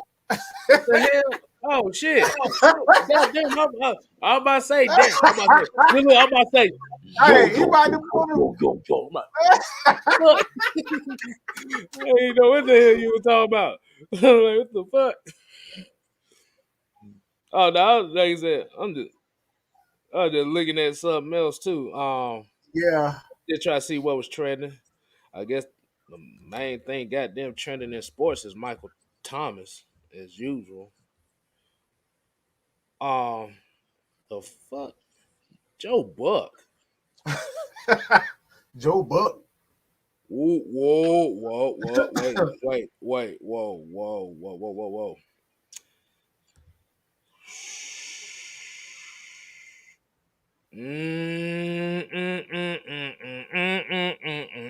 Uh-oh.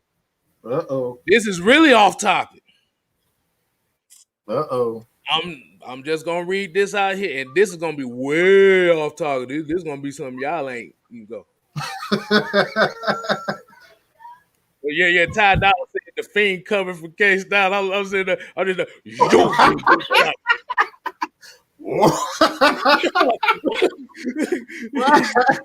all you hear is all of a sudden, if you see a glove got me in a mandible claw talking about pain, you already know where it's coming from. Oh man. But but this is interesting right here because it's talking about. I gotta read into it. They said an alleged victim of Jeffrey Epstein files a lawsuit against Prince Andrew, accusing the 61-year-old royal of sexually abusing her while she was under the age of 18. I see why he got the hell on. I see why his ass got the hell on. That motherfucker said, I ain't got nothing to do with y'all. Y'all home. I'm getting the hell on. Bruh. Hey, look. The hell with y'all. I'm getting the hell on, boy. Hey, look, King Quinn said, where that guy from the bluff at? What buddy from the 20 buddy from 20 at? Oh, we don't know. Hey, if y'all see about 17 thumbs down, just know he probably got 17 accounts to thumb down everything we do. And we got all his friends to thumb down every Lee. Hey man, we just ad libbing right now. Boy, Harry got the hell on when he did. He got the hell on when he did. Like, Harry got on. You like, hey, I ain't seen nothing. Hey, look, we got the first one. Buddy from Buffalo. All right. Hey, look. Everybody put your hashtag favorite. When you put your favorite quarterback, you got to put hashtag Buddy from whoever team you got. I want to see that. Oh, Buddy man. from Atlanta. Buddy from the Saints. Buddy from New Orleans. Buddy from Tampa Bay. There you go. We got one right here. There you go. Buddy from Atlanta. Oh my goodness. Proven said hashtag no receipt. Mr. Lee said Buddy from the Ravens. Oh my goodness. But y'all wilding, man. Hey, look, Reggie C2K said Buddy from the Bucks. Hey, I'm about to say that's what y'all got to do. Hey, he set the new hashtag for Atlanta Falcons. So every time y'all name y'all favorite quarterback, y'all can't put the name of the quarterback. You gotta say Buddy from the team. Like Beetleborg said, Buddy from the Browns. There you go. I'm waiting on Cartier Walker to come in. I ain't seen him in a while. Said, buddy from Cartier Tampa. with the diamonds in them. I don't know why I always got that Biggie verse when I see that thing. He said it could have been worse. He could have said, "Old boy from San Diego." Oh boy, y'all wild. Boy, we took a funny segment from one show. Hey, look at Ghost Pepper. He said, "Buddy from the London Silly Nannies."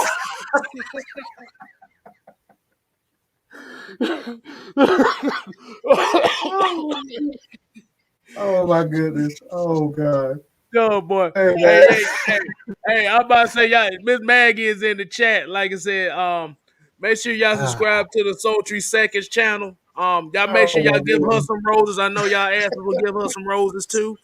Oh my God. We're not gonna end the program until y'all give Miss Maggie T some roses. Y'all got the hashtag. So go ahead. Jarvis said, I told y'all to, hold on, we got some more. Rodney Brown said, buddy from Chicago. Reggie C2K said, buddy from the Steelers.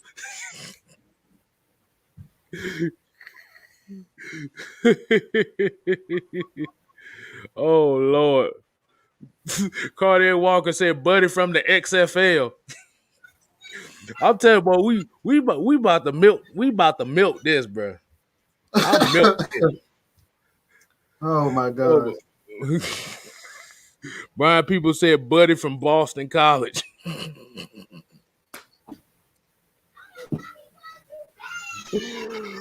Oh my goodness. Oh Lord, my goodness. Boy, if he I don't boy. Oh man, bro. We were all right, man. Y'all hey, got my signs clear as hell right by now, bro. Hey, this is the Q&A portion. Y'all go ahead and ask some more questions. And like I said, we're gonna give you about another 5 to 7 minutes for questions, and then the replacements.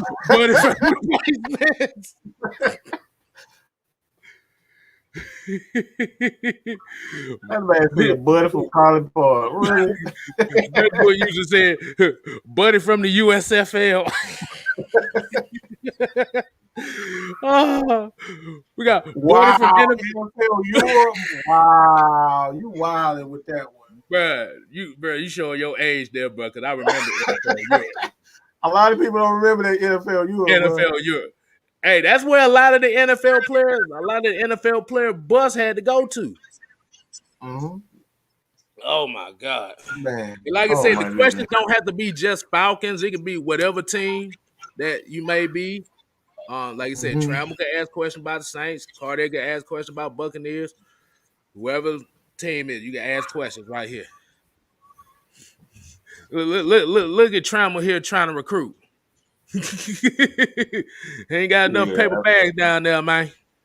You gonna have a couple more because your boy about to tell everything. That man about to call it. Y'all gonna need the FBI to protect Michael Thomas because he about to tell on every damn body. He about to tell everything, bro. He about to be with that Charleston White. That motherfucker been telling everybody, bro. Oh God. About the Charleston White, he about to tell on everybody. Hey, what Cat Williams said when they were talking about the Michael Vick trial, how everybody ready to stand up and snitch on him, everybody.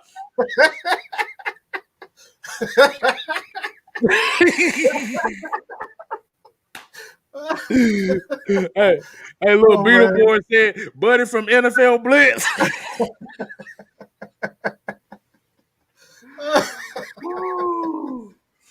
Oh my goodness! If somebody would came out and said, "Buddy from NFL Game Day '98," boy, I'd have been laughing my ass off. Like, oh Lord, oh man, that man might be Tekashi 6ix9ine, y'all whole organization, bro. They gonna call him Michael Thomas 96. Oh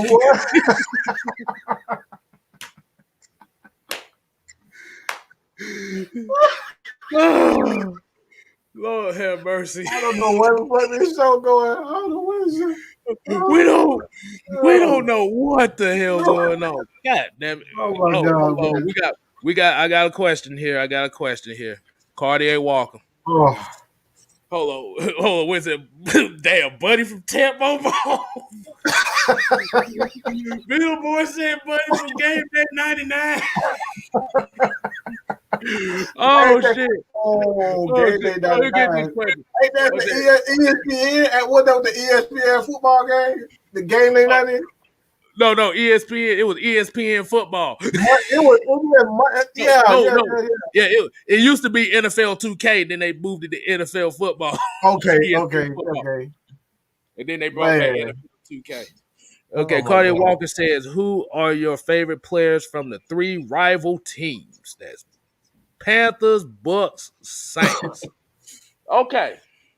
I'm only going to name two from each of them.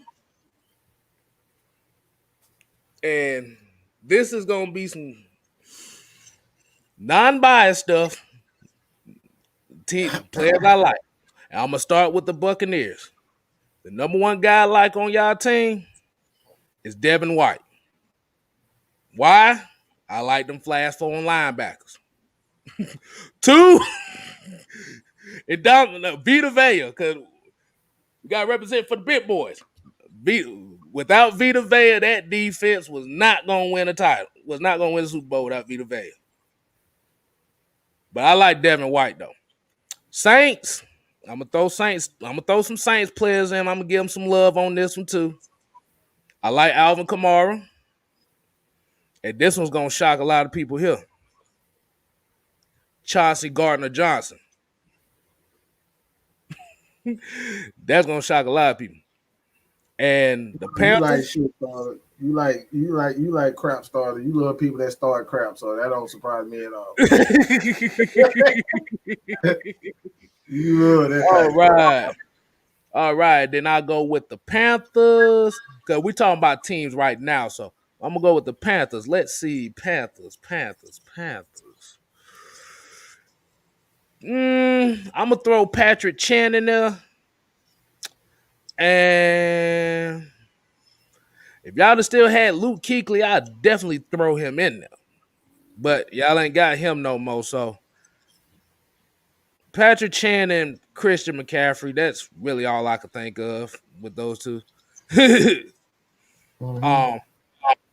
Riddick is cool, but I think Patrick Chan and I actually did a stream on this.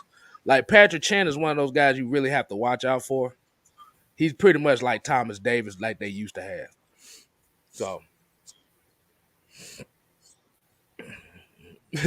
but dude said, "Am I crazy to like Cam Jordan?" What do you feel? Oh, he doing damn on that damn mouth. Well, what ain't tough? He ain't tough. All he do is cry. Every time he don't get his way, he start crying. Right. He's go head straight to Twitter crying. Y'all didn't do this. Y'all missed the call, and we didn't do this. The referee tripped me up, and you didn't see him. He's a damn crybaby. Oh, King Quest, no, you didn't. I actually got this game at the house right now. Montana football. Wow. The intro is the greatest thing ever because every time the game come on, like, din, din, din, din. Every time I say, welcome to Joe Montana football, he do like this. If the song come on, he like,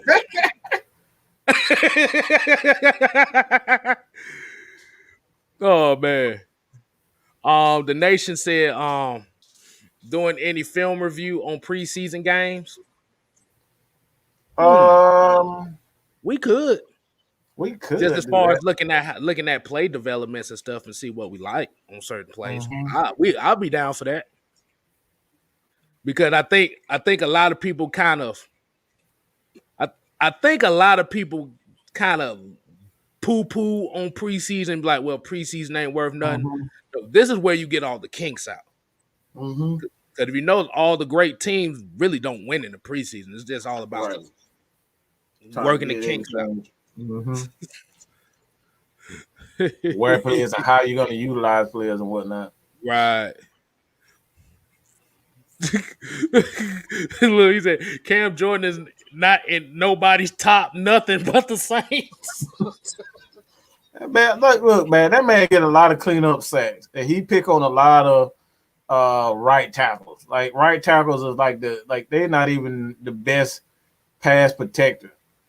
A lot of teams don't even like to put a tight end on right tackle. So he picking on guys that's like not even the best tackle. He's going against the second best tackles on a team's offensive line. So it's like if he played on the left side more or on the right side more, defensive right side, then I can say he's an elite pass rusher. He's not an elite pass rusher. He's very good at what he does, and that's bull rushing and getting sacks when they need him. So I wouldn't necessarily say he's a great pass rusher, but he's one of those guys who is very effective at what he's asked to do. He's asked to take on the right tackle. Y'all don't really move him around, but when he goes against Jake Matthews, he doesn't get those sacks. As soon as he go over to Caleb McGarry, he eats Caleb McGarry for lunch. He eats everybody else for lunch on the right side. So is he really a great pass rusher? I can't really say that. Is he efficient? Absolutely. He's one of the most efficient defensive linemen in the game. But when I'm talking about,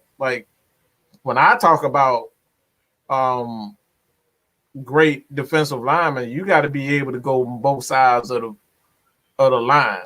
I get that from Justin Houston. I get that from Von Miller. I got that from Johnny Abraham. Like Johnny Abraham, it don't matter what he was, what side he was gonna get after the quarterback. Like that's what I call great pass rushers. When you play on one side, Michael Strahan, it don't matter what Michael Strahan was at, he was gonna get after the quarterback. Michael Strahan, that boy had the powers of the gap too. That's how he was able to get there, get in the backfield. Boy, he's like, hey, everybody, boom, right there at your face.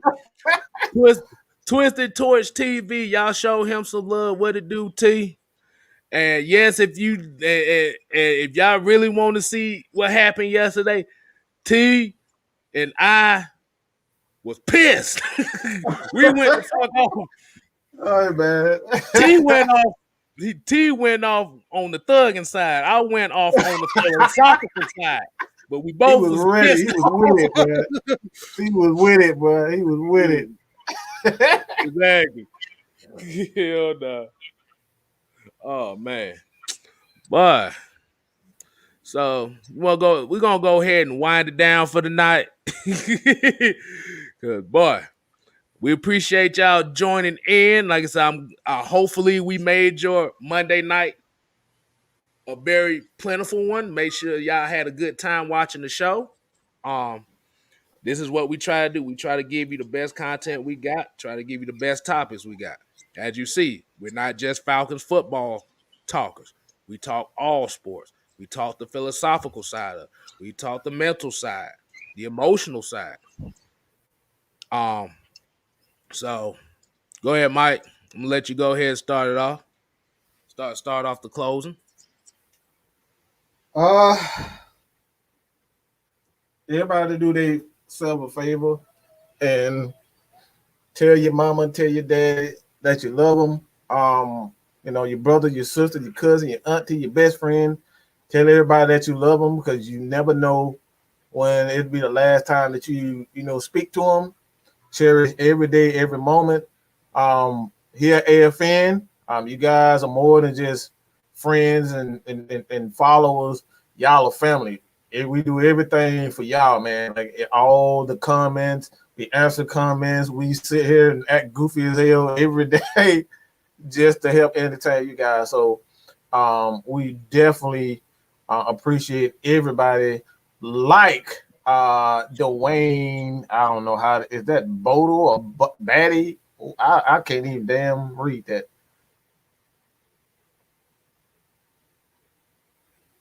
I don't know. I'll just say Bodie. What's up, AFN? Looks like the competition is heating up. AO Pitts, Low Hawk, Huntley will be taking it to the next level come Friday. By the way, the last name is pronounced Body. Okay. Dwayne Body. All right, cool. Hold on. We Twister definitely said he appreciate got a you. question. He Mm-hmm. said Twister said he got a question. God damn, boy, what a question at? What we talking about? He talking about he Hell, can't let that. He talking about he can't let the hater slide. um, oh, hold on. Tony Wright said, "What's your take on fourth round pick Darren Hall possibly winning that dime spot?" He ain't winning. He ain't winning that spit. He's a project. Haven't heard much on him. They're gonna bring him along slowly. He probably one of those future guys that they kind of because Isaiah Oliver, if I'm not mistaken, his contract could be up as well as a couple of other guys. I'm thinking Fourier's contract is coming up soon, I believe. I think it's coming up for negotiation. So he'll be looking for a new contract. So like he'll be one of those guys like they can, start developing now. So if Isaiah Oliver doesn't pan out the way that a lot of people think, like myself, think he can, but I don't think you'll see much. I think he'll be a special teams guy. But the Falcons are low. A lot of people got to realize like Fabian Moreau is a very good corner, but he just played with a team. It's just like you're not gonna get a lot of respect from Washington. You know what I'm saying? You ain't gonna get no respect from Washington. So now he's over with a team that's gonna get a little bit more TV time playing against the Bucks and the Saints. Like you're gonna get a lot of TV time, so everybody gonna really get to see what Moreau is.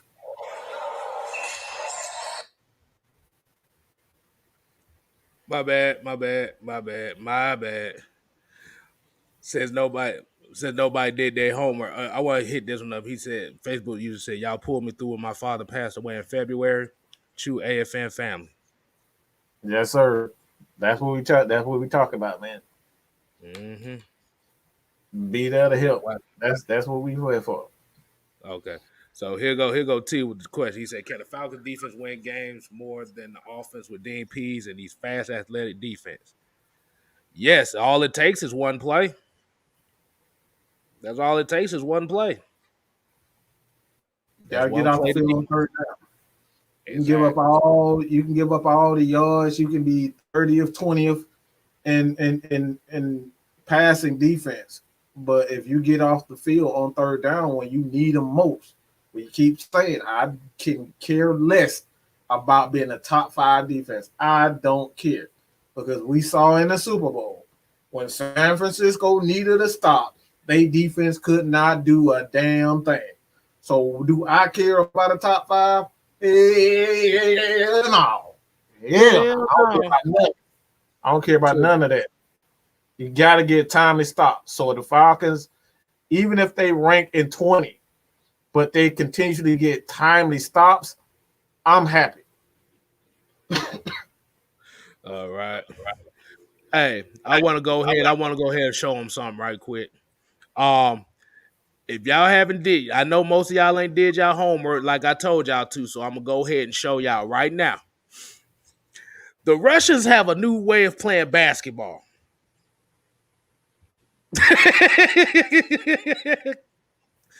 Are y'all ready to see this basketball?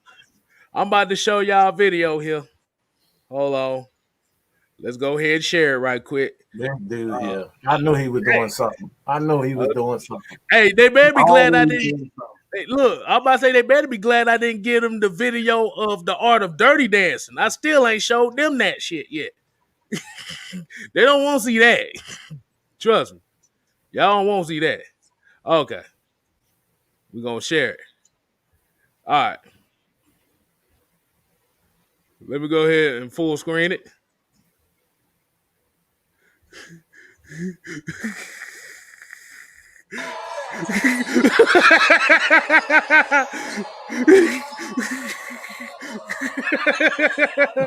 Look at this shit.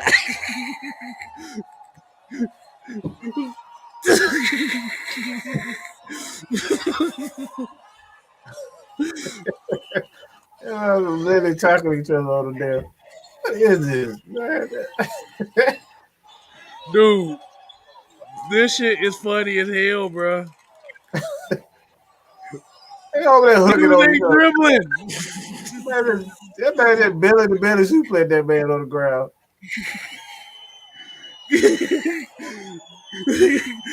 Look at this man. Hey, so what do y'all? Yes, Chisel the Dollars went insane on this. This how I got into it. Dude, look at this shit.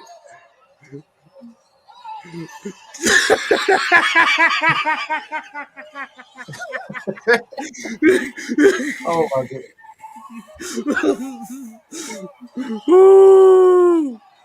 That motherfucker gonna crack his skull on that damn hard ass. What did?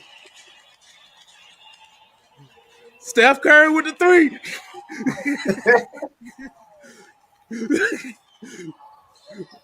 What is?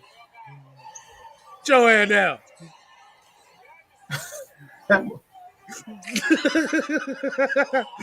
Okay, that's enough.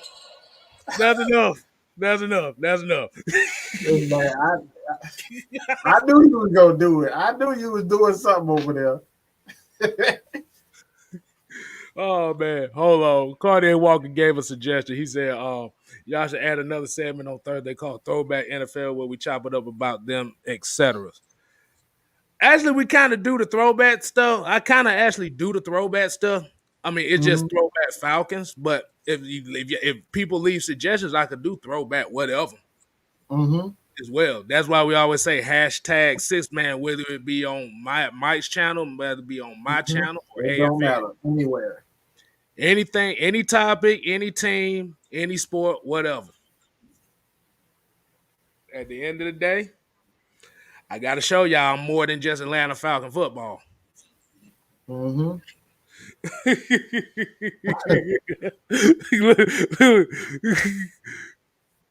Oh man, look at this shit. Dwayne Body said, they all be thrown off the court. Boy, dude. Bro, basically, rock bottom on the. they had one where they threw the guy against the wall. I'm like, bro. Proven said MMA, WWE, wrestling, hoop ball.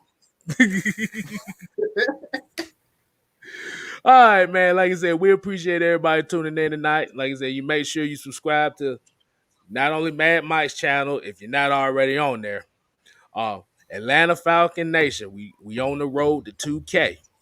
So we appreciate y'all if y'all like, share these videos to people that you know that might not be subscribed to Atlanta Falcon Nation. Let them see what we're talking about. And also subscribe to Just Kstylz channel. I'm on the road to 400 myself. 36 away from that. So I appreciate y'all. I appreciate everybody that's already subscribed. I appreciate everybody that's watching. Like I said, we trying to get these numbers up. We trying to get the algorithm up here so more people can watch us. Also, subscribe to Just Jew Talk, to Jew Talk Sports, Twisted Torch TV, Maggie's Sultry Seconds, Miss Maggie T. And if you're on the Twitch side of the game, subscribe to Just J Rock TV. And also I'm gonna end it on it like this. R.I.P. I'm gonna put the comment up here. Bobby Bowden. Yep. My dad was a Florida State fan, so he know about Bobby Bowden. Peter Bull, not Peter Bull, whatever. Peter Ward. Peter Ward, Derek Brooks, Ron Simmons. Yeah. Ron Simmons. Dang. Yeah, him. Dang. Yep. Dang. Exactly. So we appreciate everybody tuning in. Like I said, catch the playback if you're just tuning in. Oh yeah, also Deion Sanders. How do we forget that? Yep. So if you're catching it at the end, y'all make sure y'all watch the playback. Just like at AFN, we ain't here to play. We here to stay. You ain't gotta go home. You gotta get the hell out of here. Yo! Yo. Deuces.